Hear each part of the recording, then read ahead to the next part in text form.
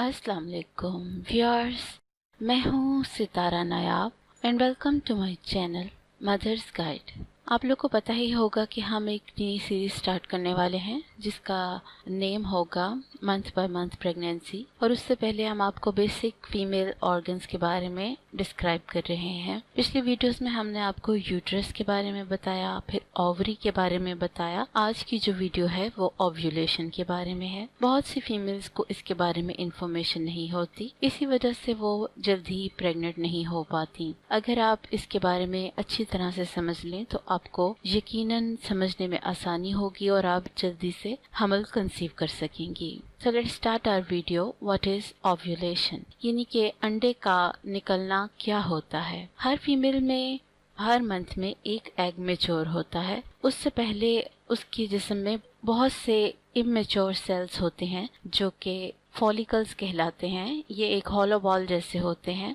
यानी अंदर से खोखले, लेकिन हर महीने इनमें से एक एग मैच्योर होता है और वो आपकी माहवारी के 14वें दिन रिलीज होता है और इस प्रोसेस को ओव्यूलेशन कहते हैं। अगर ये एग स्पर्म के साथ मिल जाए तो फिर औरत हामिला हो जाती है, और अगर ये ना मिले तो फिर दोबारा से माहवारी आ जाती है। तो ये बहुत सिंपल तरीके से मैंने आपको बताया है कि ओव्यूलेशन क्या होती है, ये कब होती है। इसके बारे में आपको बताऊंगी मैं इस तरीके से कि जब आपकी माहवारी का पहला दिन होता है, वहाँ से लेके 14वें दिन तक का जो सफर है वो एग के राइप होने का या पकने का या बड़ा होने का टाइम होता है।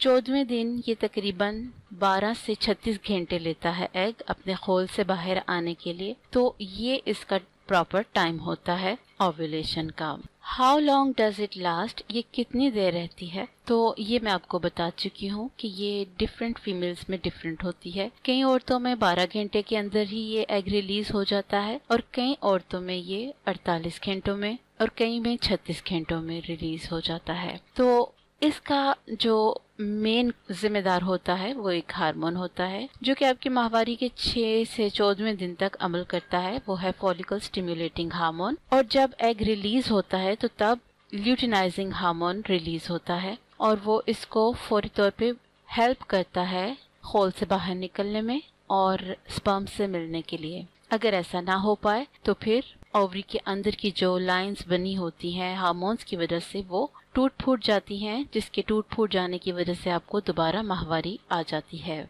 निशानियां इसकी कुछ ऐसी हैं कि जब अगर आपकी फर्टिलाइजेशन ना हुई हो तो आपको डिस्चार्ज जो है वो तकरीबन ट्रांसपेरेंट और पतला होता है, लेकिन अगर आपका जो एग है वो फर्टिलाइज हो गया हो तो फिर ये थोड़ा थिक हो जाता है। इसमें ब्लड की स्पॉटिंग या लस शामिल होती है, ये इसकी वाज़ेह निशानी है। इसके अलावा कई औरतों को एब्डोमेन में राइट साइड पे या लेफ्ट साइड पे पेन भी हो सकती है, तो ये भी निशानी होती है इसकी। In menstruation cycle when it occurs, यानी कि माहवारी के दौरान ये कब होती है, तो जब आप लोग सर पाक कर लेती हैं तो उस टाइम से लेकर 7वां दिन जो होता है आपका वो इसका दिन होता है। यानी कि अगर आप इस तरह से हिसाब लगाएं कि पहला दिन जब आपको माहवारी आई तो उससे 14वें दिन तक का आपका हिसाब होता है। When can you get pregnant, आप हामिला कब हो सकती हैं, तो ये एक बहुत ज्यादा पूछा जाने वाला सवाल होता है। कई औरतें अपना ओव्यूलेशन डे निकालने के बाद बिल्कुल उसी दिन अपने हस्बैंड से मिलती हैं, लेकिन ये गलत है क्योंकि जो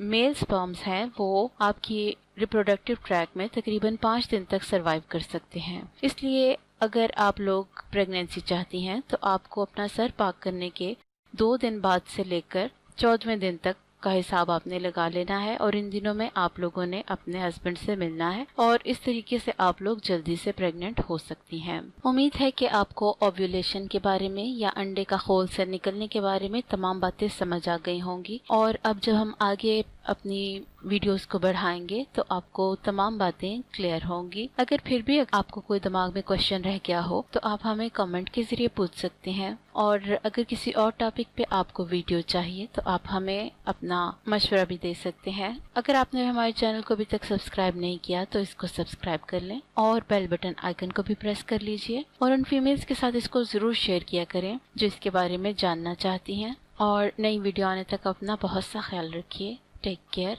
अल्लाह हाफिज।